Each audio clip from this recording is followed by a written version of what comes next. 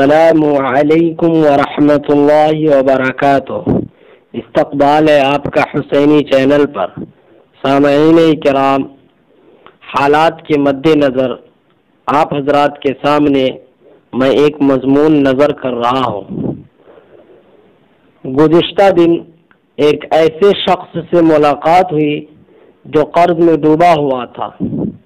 قاتل مہنگائی سے پریشان کہہ رہا تھا، ایسی زندگی جینے کا کیا فائدہ؟ یعنی وہ شخص جو ہے مہنگائی سے پریشان ہو کر یہ کہہ رہا تھا، ایسی زندگی جینے کا کیا فائدہ، ایسی زندگی سے موت اچھی ہے۔ میں اس کو اپنے ساتھ ایک کینسر کا مریض جو چند دنوں کا مہمان تھا، اس کی عیادت کے لیے اسپتال لے گیا۔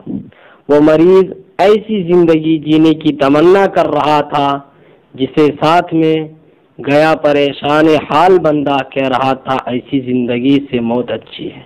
یعنی جس زندگی سے موت اچھی وہ شخص کہہ رہا تھا جو میرے ساتھ گیا تھا، اسی زندگی کو جینے کی تمنا وہ کینسر کا مریض کر رہا ہے۔ میرے دوستو، یہاں غور کرنے کی بات یہ ہے کہ انسانی زندگی کے حالات بدلتے رہتے ہیں۔ کبھی خوشی کی گھڑی ہوتی ہے تو کبھی غم کی کیفیت ہوتی ہے۔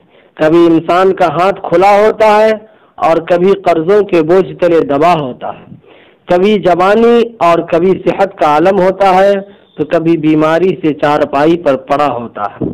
زندگی غم اور خوشی کے درمیان گزرتی چلی جا رہی ہے۔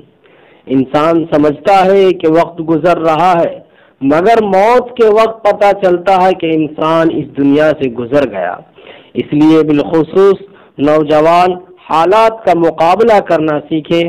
حوصلہ مند انسان کے ہاتھوں میں آ کر مٹی بھی سونا بن جاتی ہے۔ جسے کسی شاعر نے یوں کہا ہے کہ سنور سکتی ہے پتھر کی بھی قسمت، سنور سکتی ہے پتھر کی بھی قسمت، شرط ہے کہ اسے لگینے سے تراشا جائے۔ سامعین کرام، آپ تمامی سامعین کرام سے گزارش ہے، اپیل ہے کہ ہمارے حسینی چینل کو سبسکرائب کیجئے اور بیل آئیکن کے بٹن کو دبائیں، آل بٹن کو دبائیں۔ السلام علیکم ورحمۃ اللہ وبرکاتہ۔